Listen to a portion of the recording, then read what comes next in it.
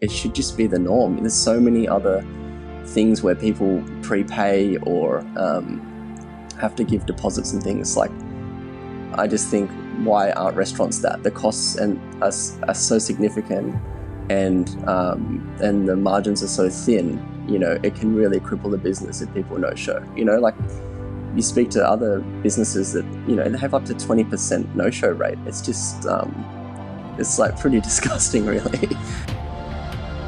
This is the Deep in the Weeds podcast. I'm Anthony Huckstep. Uncertainty has an unrelenting way of affecting everything you do. With cases rising, Victoria went into the harshest lockdown ever seen down under and put all the other cities on notice. As those in Melbourne navigate a difficult and worrying landscape, what challenges are its sibling cities facing? Tristan Rosier is the co-owner of Arthur Restaurant in the Sydney suburb of Surrey Hills. Tristan, with the lockdown of stage 4 in Melbourne, how are you feeling in Sydney operating a restaurant at the moment? A little bit nervous. We're definitely sort of keeping a very close eye on things. It feels like it seems to be creeping a little bit closer and closer now, with a couple of places not too far away from us getting some people coming in that are testing positive for COVID. So I suppose we're just trying to, every day we're sort of rolling the dice on whether someone might come into our restaurant, despite doing everything we can to sort of keep distance and, follow all the correct procedures. You can't really help it if like that one person comes in, short of just like switching back to a takeaway model or just not opening really. So just try to balance, keeping the business open, but also keeping everybody safe as well. So you've been open again for a little period of time now. Have you noticed an impact given what's happening in Melbourne and the spot sort of cases in Sydney? Yeah, definitely. We're starting to see sort of the echoes of what was happening back in March when it was more so led by, I feel like, sort of media fear and people's fear in general of like the uncertainty and what could happen. And we're definitely seeing a lot of sort of last minute cancellations or, but in the same hand, like last minute bookings as well. A lot of people are sort of being more vocal and calling up and sort of checking a bookings policy to see how late they can cancel and how they feel on the day. Like, for example, our capacity is 52 people on a Saturday, or any day now, but on a Saturday we're often full, and that's over 2 sittings. So what we're seeing is that to do 52, you probably have to attract 80 plus people to actually be full, because you're going to get so many cancellations leading up to it. So wow. Yeah, and that was similar to what was happening before the lockdown. So we're sort of definitely starting to see that kind of happen again, which has put us on alert a little. And we're just sort of kind of ready with a counter move back into takeaway at a moment's notice. So that's sort of at the forefront of our minds. And we're just got to do what we can do, right? What's it been like trading through this period? I know your restaurant model was a little bit unique when you first launched with a sort of a set menu, but it's also shared without it being a degustation. It was an interesting model. That is that one that you kept during this period, or have you changed things to adapt? No, we've kept the same model. We've just sort of had to adapt some price points and impose some minimum spends and things. It's sort of based on really how many people we could do. Like when we first could reopen as a restaurant, it kind of wasn't really a decision that we would have probably done for only 10 people. Our takeaway business model was working quite well. But as soon as they announced that you could open and do 10 customers, our takeaway business dropped by 70% and the phone just wouldn't stop ringing. So we filled up for 2 months at 10 people per sitting, so 20 people a day, and 30 on the weekends. So it was challenging, and something that we had to consider was doing a set menu. It takes us, the diners, like 2.5 odd hours to eat it all. So we couldn't just squeeze an extra sitting in, otherwise you have to have people turning up at like 4 p.m. in the afternoon, or people turning up, after 10 p.m. and these kinds of things. So it wouldn't really work. But so what we had to do is impose minimum spends, and then as the amount of people we could fit into the space grew, then we removed those minimum spends, and it's been working quite well now, actually. Being able to do 52 people a day is actually quite a nice number. Before, we sort of had to really cram the place full of people to make it all work, and now I think we're going to be dealing with people not necessarily wanting to sit so close to each other for quite some time. So I think we're just going to have to adapt to doing less customers and making that work financially. But I think what I'm seeing is that everything has been quite positive as far as that's concerned so far. Long before the pandemic, a notable restaurant critic publicly complained about having to prepay a deposit when booking at your restaurant, and yet now it's a model many have turned to in the pandemic. What's your thoughts about that, and why did you introduce it originally? Well, it wasn't so much born here. We had been doing that when I was working previously at Farmhouse, which has been open for 7 odd years now. I remember when Mike Musang and myself were running that business.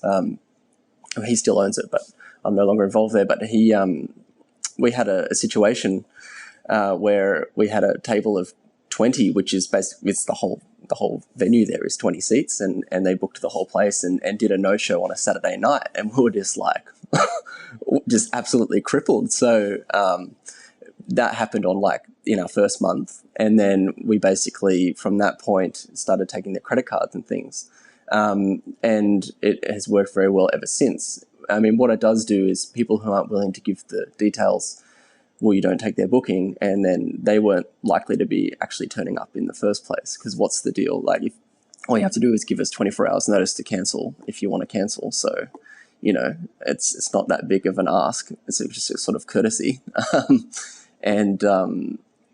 So it was born there, and I saw it work so well that, going out on my own, and I think particularly with a set menu type business, when you make the booking, that's you placing your order with the kitchen. So we're actioning all of that food, and it's for those reasons that we are able to cook the ingredients that we do at such a good price point, is because there's no wastage. And we as far as things like staff, if we're not very busy that day, well, they don't need to prep as much food, so then they just don't come in as early, so it can get that into alignment as well. Whereas an a la carte model, it's kind of just the will of the gods whether you're busy or not today, or whether you sell out a chicken and you've got left all this fish that you spent all day prepping. It's kind of I guess to get back to your question, the credit cards here was always going to be part of the model, and I was surprised that not more people would do it, because I felt like we were the outlier. Whereas, if more people did it, I think it wouldn't be such a weird thing. And I think it should just be the norm. There's so many other things where people prepay or have to give deposits and things. Like, I just think, why aren't restaurants that? The costs are so significant, and the margins are so thin, it can really cripple the business if people no-show. Like, you speak to other businesses that, they have up to 20% no-show rate. It's just, it's like pretty disgusting, really. So with having like a pretty prominent reviewer come in and write something on their Twitter saying that basically my business would fail within 2 years because we're doing this kind of thing, I thought it was just pretty out of order. You were just saying that, most operators have about 20% of no-shows. What's the current sort of no-show with the model that you have? It's less than 1%. Wow. Yeah, it works really well. How have you felt about all the various models that have been coming out during the pandemic? Something that you've been sort of working on and using for quite a while, and seen this is something where people have felt, okay, it's time that we can actually speak out? Yeah, I think it's definitely made people sort of vocalize what, or maybe look at things a little bit differently. I'm talking about people in the industry. Like Mark Jensen was talking about his, new model of doing a set menu, or I think he called it like a banquet menu. I think it works really well for dining restaurants. I think initially I was like, oh, damn it, that's my point of difference gone. But at the end of the day, everyone's cooking something different, and they have a different experience and a different offering. So I think it's a good thing. If it's going to mean that, like, I know that it's a more sustainable business model. I think that if that's going to mean that, you can do more with less, and that is the sort of reshuffle of the industry that people have been talking about, that we've been needing, that's going to bring into alignment, all of the industrial relations issues and staff hours and wastage and all of these things that you have to be now to be a top restaurant. There's so much pressure to be ethical and all of these things. So I think if more people are going to go down that path, I think it's probably not a bad way to go. Your restaurant is in Surrey Hills, and there's been some notable, amazing, award-winning restaurants in that suburb, and it's been known as a food capital of Sydney at some stages. But your restaurant's in more of a residential part of Surrey Hills. What's it been like trading through this period? How important have those sort of locals been for you? I guess, looking in hindsight, we've been really lucky because our business model has always been to be a neighbourhood place.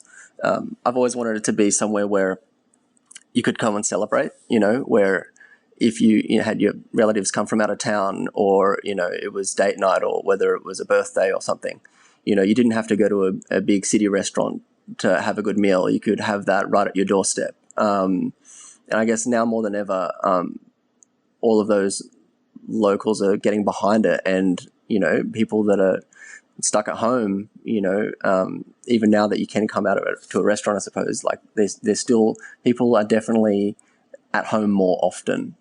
So the fact that they don't have to go into the city or anything like that to get a good meal is sort of played to our favour. I guess we really want to we'll take the opportunity now to thank everyone who's supported us throughout this. Like, I feel we've had so much support from all of our locals. They've like people coming in like 5 nights a week for our takeaway when we were doing it. And even now when we're reopen, just seeing all of those regulars come back in again, and those familiar faces, and what I didn't realize is they appreciated us as much as we appreciated them, with doing the takeaway food. People were coming in and saying, like, thank God you're doing this. I'm working my ass off at home, working more now than ever, because I don't turn my laptop off till 7 o'clock at night or whatever, and I can just come and grab dinner, and it's delicious and it's healthy. And, it really made us think that there's nothing off the table for what we would possibly do out of the venue, particularly through these uncertain times. If people show interest, like, why wouldn't we consider doing it? Whereas maybe before all of this, I guess we were pretty like set on a trajectory, and I was pretty, strong-headed of like what I wanted it to be. Whereas now it's kind of like, whatever works, we'll kind of give a go, but with our, same attention to detail and the same sort of philosophy. Your food is a part of the new wave of contemporary Australian dining. How would you describe the sort of food that you're doing there at Arthur? I guess, like, it's really led by the produce.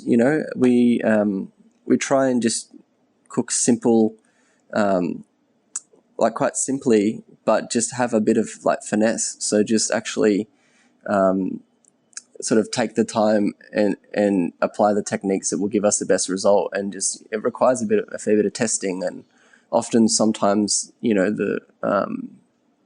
the most simple looking things are actually the most difficult. There's not really anywhere to hide.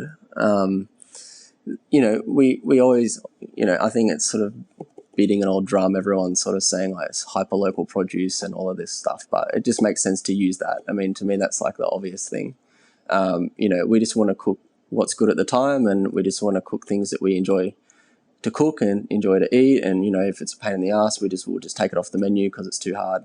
We're not silly like that. We want to just enjoy the process. It's quite collaborative. It's not like I'm just coming up with all of the food. It's like definitely every single person has a voice and a way of doing things. And when I have my staff, I look at it as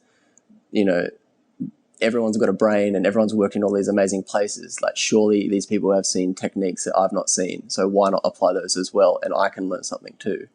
So I always sort of, it's hard to put the food in a nutshell, but I would say like it's kind of the sum of the parts of the people who were there at the time, and I could give examples of restaurants I've worked in where those restaurants were the sum of the chefs working there at the time. Like working back at Est in like 2010, there was some really, really amazing talent back then in that kitchen, and it was at the time a 3-hat restaurant, and I think the sum of its parts. So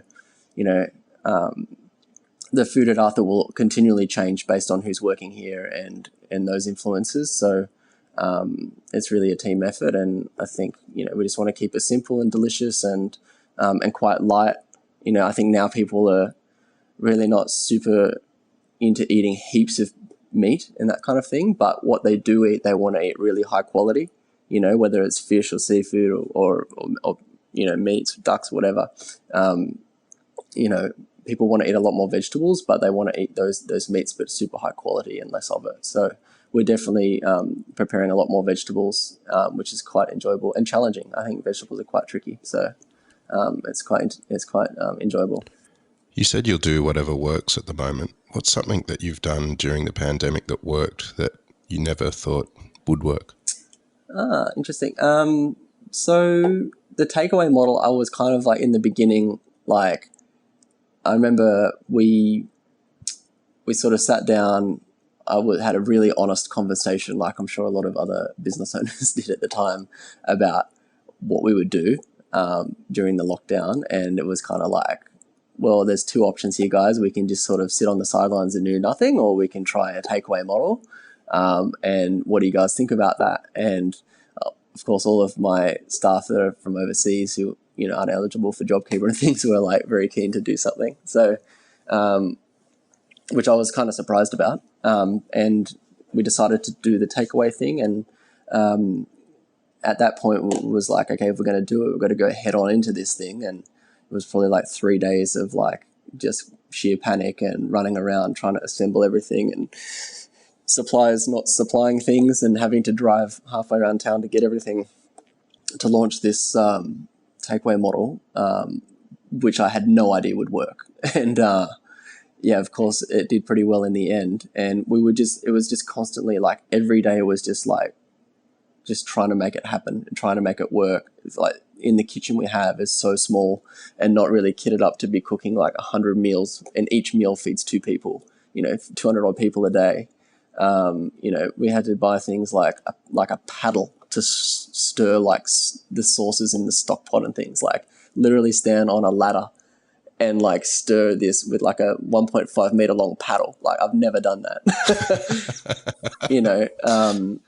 So yeah, I didn't know whether all of that would work or whether all of that hard work would just be for nothing. But in the end, it was really successful. And, we every couple of days we're coming up with a new product to sell. We were just selling wine out of the front. And then, we thought, why don't we try make some like pre-batched cocktails? And then in the end, I placed an order for 1,000 bottles of, wow, to make these pre-batched cocktails, and like, we just sold them. It's just so many. It's just like, I couldn't believe that that people would want this stuff. But I guess like they just were doing nothing else.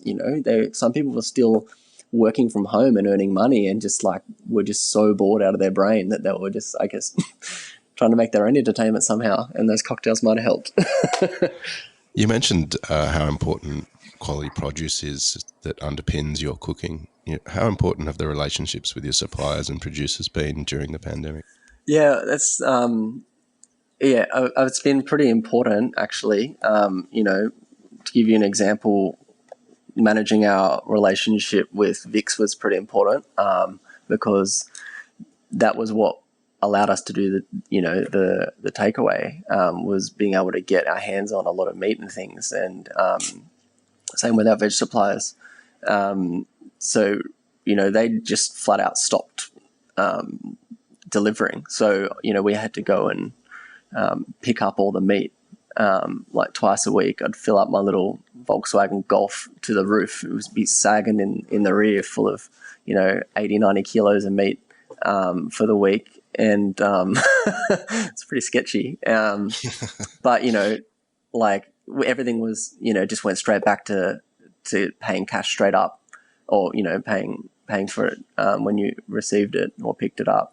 It's the same with veg, and I feel like there was a lot of people not paying their bills, and understandably, but making sure that we paid everyone up front, and I think it was it was good for us as well. It was like wholesome for us to stay open to also keep those people paid as well, because that's the chain. That's how it all works. And, if we just stop because we can't be bothered or whatever, well, then now, there's other people that aren't getting that, paid. So I'm kind of glad it all worked out. But, I think now more than ever, the relationships are so strong, and it's gone both ways. Those reps and those owners and those suppliers like come into dinner since we've been open again, and, paid it back that way. So it's kind of nice to sort of put a face to the name as well. Like often with these suppliers, you just know them from the voice over the phone. You've never maybe met them sometimes. So it's nice to actually sort of connect that way. You'd think a pandemic would be challenging enough on its own, but during this period, your partner Beck Fanning also had your first baby. You became a father for the first time during this time. What's that been like? Well, it certainly made me change my approach a little bit at work. It was a pretty tough time. We, so Lily was born like 8 weeks premature on the 2nd of May. So she was a little bit of a surprise. It all kind of happened within like 12 hours.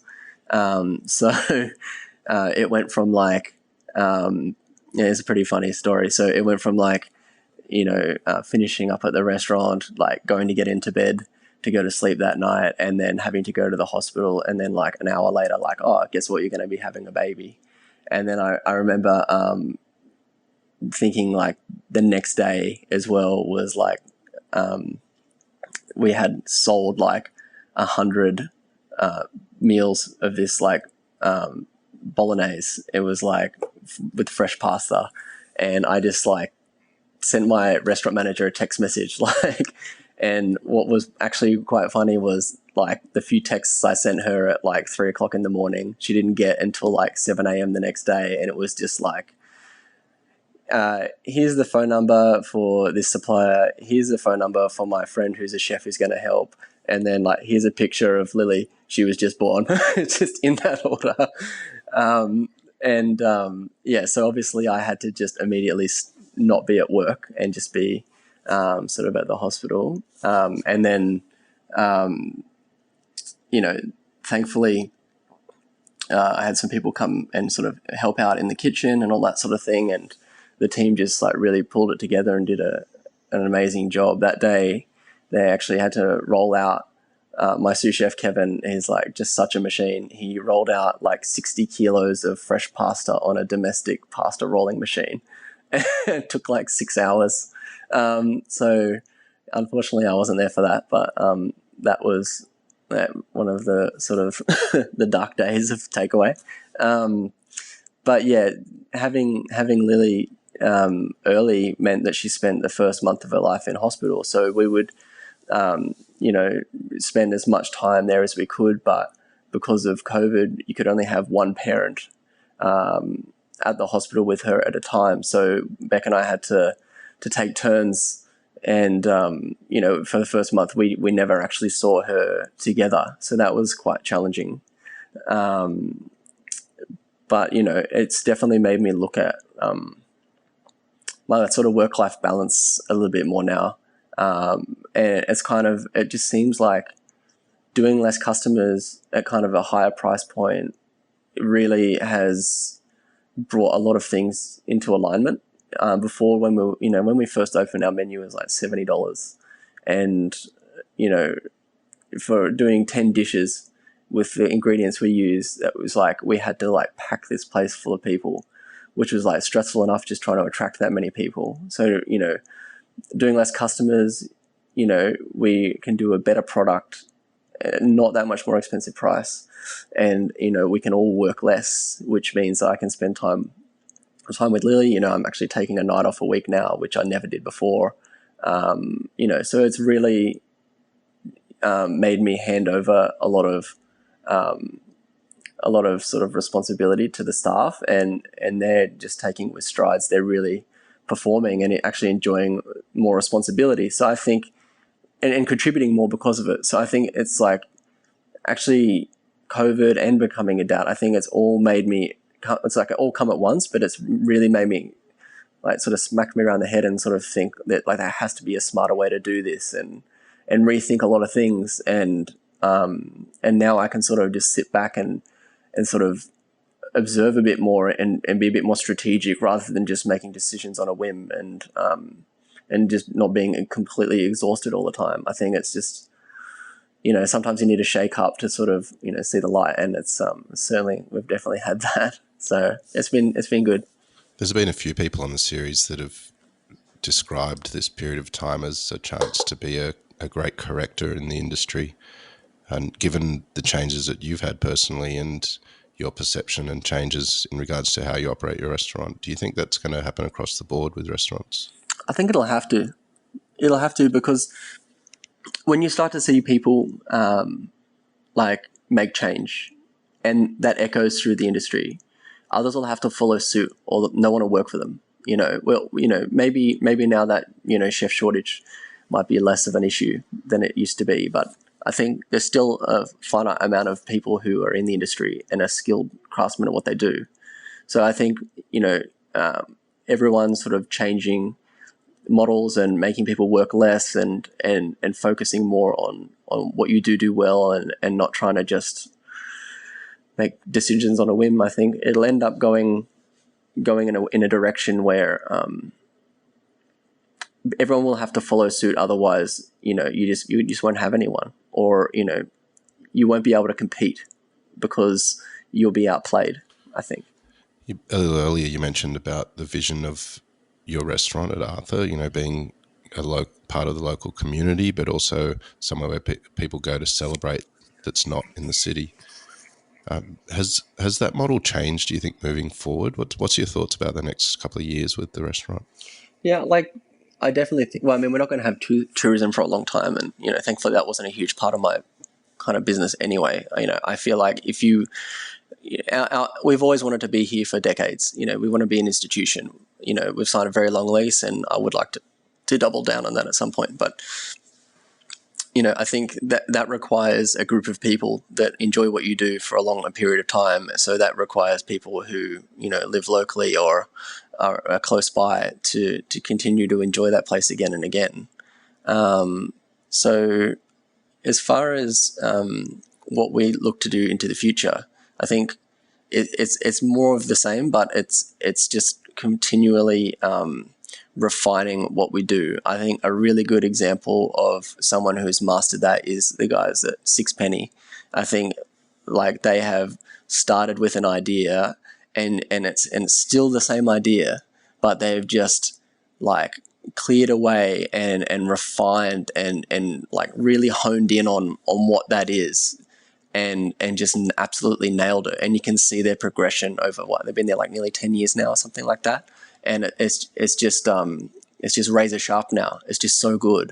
And I just would like to sort of go down that path and just keep doing what we're doing and just getting better every day, and not be held to standards of other people, but just our own, and just do what we like to do and how we like to operate, which is a little differently. Well, I came in and ate at the restaurant, I'm not sure how long ago it is now. The pandemic sort of warps time, but it was definitely one of the most inspiring meals and incredibly affordable that I had experienced. What is it that you love about what you do? Because it feels very generous when you eat at Arthur, and a very warm and a very loving room, and yet it's sort of set very high above just being a regular local. What do you love about what you do and executing that? I just feel like if you're going to do something, you just want to do it properly. And, I think despite it being like quite a casual, warm room, you can still, show finesse and technique and excellence in what you do, even it's in a casual kind of setting or in a casual kind of presentation. It might seem quite, I don't know. I hope it doesn't seem sterile in any way, because we always are having actually a lot of fun doing what we do, and it's the model that we've chosen which allows us to do it. So yeah, I think we just want to continue to have fun and just like cook what we want to cook, and I mean kind of everyone says that, but it's just like a little family. We're just a small group of people. I actually don't really look at resumes when I hire people. I just hire people for their personality. Anything can be taught to a willing recipient, and we just want to bring in those people who want to be a part of what we do, and that's what's growing. Like, that's bringing those new people in is what's changing it and making it better. So yeah, I guess I just want to, just because it's a good price point, and just because it's a casual place in a neighborhood, doesn't mean that it can't be like really excellent in a casual sense, and all of those things shouldn't be missed just because it's a neighborhood place, and that's what allows us to shine bright against other places. So I think it'll serve us well, hopefully. Well, Arthur is a wonderful expression of Australian contemporary restaurants, and it's also a great model for restaurants moving forward, I think, in regards to viability, which is really key right now. Tristan, it's been amazing talking to you. We finally got there. I know I got in touch early on in the series, but you've been a bit busy being a dad as well. Yes, very busy. Keep in touch, and really appreciate you sharing your story today. Awesome. Thank you very much for your time. It's been great. Thank you. This is the Deep in the Weeds podcast. I'm Anthony Huckstep. Stay tuned as we share the stories of Australia's hospo community, suppliers and producers in search of hope during this pandemic. Special thanks to executive producer Rob Locke for making this all happen. Follow us on Instagram at Deep in the Weeds Podcast, or email us at podcast@deepintheweeds.com.au. Stay safe and be well.